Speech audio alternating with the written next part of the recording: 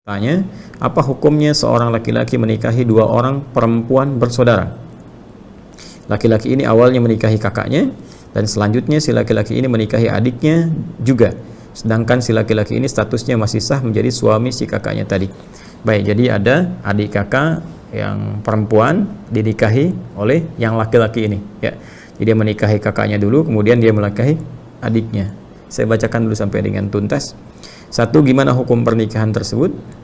Dua, dan ketika si kakak perempuan tadi sudah punya anak, apakah status anak ini seperti anak di luar nikah atau bagaimana?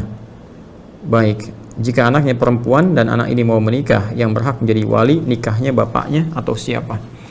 Baik, jadi saya petakan berdasarkan pertanyaan ini. Maka yang pertama adalah bagaimana hukumnya menikahi dua bersaudara kandung sekaligus, ya, kakak dengan adiknya langsung dinikahi. Kemudian yang kedua, jika si kakaknya kemudian memiliki anak, ya, mengandung, melahirkan, punya anak, status anaknya bagaimana? Kita jawab bagian yang pertama dulu. Ini kita bisa cek di Quran surah keempat An-Nisa di ayat ke-23. Ya, saya ulangi, Quran surah keempat An-Nisa di ayat ke-23. Di situ jelas tercantum yang terkait dengan aspek pernikahan, siapa saja yang dilarang untuk dinikahi. Jadi di luar yang dilarang ini maka boleh untuk dinikahi. Nah, ini yang menarik dari Al-Quran, metodologinya Allah Subhanahu wa Ta'ala, ya, ketika ingin menghalalkan sesuatu, terkadang langsung disebutkan kalimat halal atau menunjukkan yang haram untuk memberikan kesan bahwa selain yang haram ini itu boleh. Nah, maka di ayat ini, ayat ke-23 di surah yang keempat, surah An-Nisa, Allah memberikan gambaran-gambaran tentang, ya, pasangan-pasangan yang tidak dibolehkan dinikahi. Artinya di luar ini boleh kemudian dinikahi. Kita bacakan misalnya, Allah berfirman, "Hurrimat 'alaikum ummahatukum wa banatukum wa akhawatukum wa ammatukum wa khalatukum", sampai ke ujung ayatnya. Ya, dari pertanyaan Anda, wa an tajma'u bainal ukhtaini illa ma qad salaf. Perhatikan baik-baik teman-teman sekalian. Redaksinya tegas mengatakan hurrimat 'alaikum, diharamkan bagi kalian. Baik, hurrimat 'alaikum, diharamkan bagi kalian. Quran surah yang keempat di ayat yang ke-23 paling kanan, ya, di pojok mau sampai ke akhir itu, ya. Quran surah keempat An-Nisa, saya tuliskan seperti ini, ayat 23. Redaksinya itu langsung tegas, tidak ambigu, diksinya langsung menunjuk pada kalimat yang sempurna sehingga tidak ada multitafsir di sini. Ya, Allah langsung menyampaikan hurrimat, ya. Bahkan kalimatnya menggunakan bentuk pasif, ya, fi'il madhi majhul, ya, karena subjeknya sudah diketahui yaitu Allah Subhanahu wa Ta'ala, hanya ingin memberikan kesan penegasan, ya. Jadi Allah tidak mengatakan haramallahu, tapi langsung menegaskan hurrimat.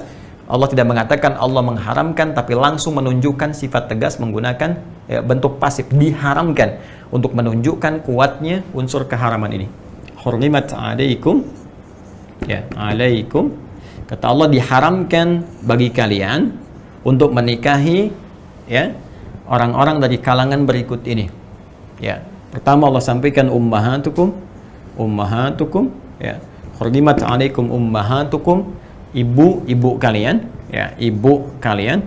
Ya, jadi tidak boleh anak menikahi ibundanya, ya, yang terjadi seperti kisah-kisah misalnya yang tersebar di kultur-kultur, cerita-cerita dan sebagainya, ya, ada maling kundang, ada macam-macam, ada tangkuban perahu yang pengen nikahi ibunya, kisahnya demikian kan pada waktu itu. Nah, ini cukup contoh bagi kita untuk mengatakan kisah-kisah yang dimaksudkan dilarang, tidak diperkenankan, haram hukumnya, ya.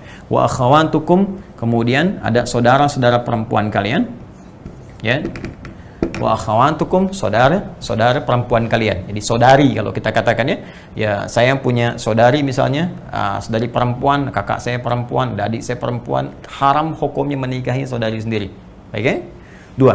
Kemudian yang ketiga, hurrimat 'alaikum ummahatukum wa akhawatukum wa ammatukum, ya, ammatukum, bibi kalian dari ayah, ya, berarti adiknya ayah, gitu kan? Bibi, ya, bibi dari ayah, ya. Wa khalatukum, kemudian bibi dari ibu, ya, sama saja.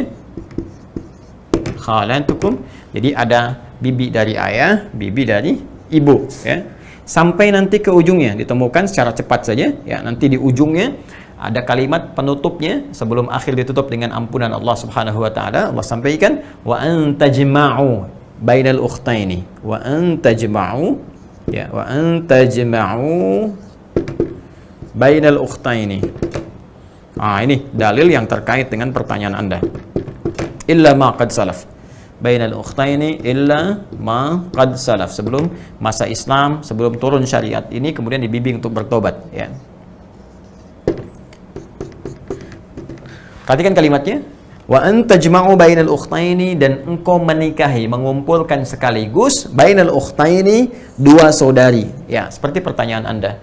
Jadi kalau Anda bertanya bagaimana hukumnya kemudian menikahi dua saudari sekaligus, maka langsung Allah yang menjawab. Langsung Allah yang menurunkan ayatnya. Allah menegaskan sifat hukumnya. Ya, kata Allah, hurnimat alaikum, maka haram hukumnya menikahi dua saudari kandung sekaligus. Ya deh, menikahi dua saudari kandung sekaligus.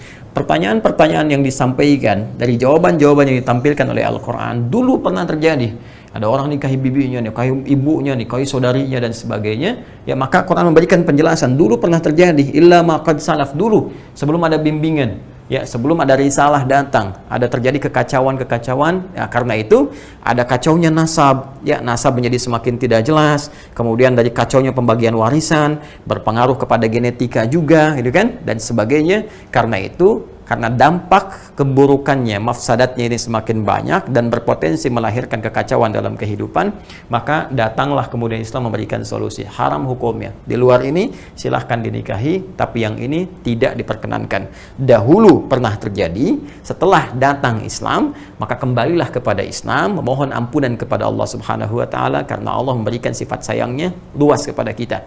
Karena itu di akhir ayat ditutup dengan sifat Allah Ghafur dan Rahim. Allah memberikan ampunan kepada siapa yang mau mengevaluasi diri, kemudian dia kembali meninggalkan praktek ini dan mendapatkan rahmat Allah Subhanahu wa taala. Jadi pertama, secara singkat, hukum menikahi dua saudari sekaligus jelas hukumnya haram. Ya, jelas hukumnya apa?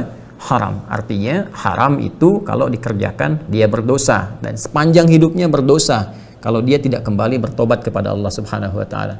Nah, sekarang pertanyaannya, kalau dia mau bertobat, dia mau kembali, maka apa yang harus dilakukan? Maka yang harus dilakukan, dia harus pisahkan, harus ceraikan satu di antara dua itu. Ya, dia harus ceraikan satu di antara dua itu. Ingat, ini bukan persoalan cinta ya. Ini persoalan hukum. Ini persoalan hukum Allah Subhanahu wa taala. Kalau persoalan cinta tidak diikat dengan hukum, nanti kebablasan. Ya, tidak ada batasnya nanti. Di seorang mencintai ibunya, dia bisa nikahi ibunya. Kenapa kamu nikahi ibumu? Karena aku mencintainya. Ya, nanti anak bisa menikahi bapaknya dan seterusnya. Ini akan terjadi kekacauan dalam kehidupan. Karena itu, kaidah-kaidah hidup mesti diikat hukum. Jadi tidak ada yang bebas tanpa batas. Semua ada ikatannya, semua ada hukumnya, dan hukum itu diturunkan oleh Allah untuk mengatur kehidupan kita sehingga berjalan harmoni, baik dan maslahat. Ingat, kalau ada yang dihalalkan dalam Islam, berarti ada manfaat besar yang bisa kita dapatkan, membantu kita mendapatkan maslahat kehidupan dunia dan mengantarkan kita pada kemuliaan merka akhirat. Jika ada yang diharamkan dalam Islam, bukan ingin memberikan kesulitan atau batasan kepada kita, tapi lebih menjaga kita dari kesulitan-kesulitan kehidupan, kekacauan-kekacauan hidup, dan persoalan-persoalan serius yang menjadi beban ketika pulang menghadap Allah Subhanahu wa taala. Karena itu dalam Islam nanti ada makanan yang diharamkan, ada minuman yang diharamkan, ada perilaku yang diharamkan, ya, semuanya itu adalah demi menjaga martabat kita dan maslahat kehidupan kita hingga kembali kepada Allah Subhanahu wa taala.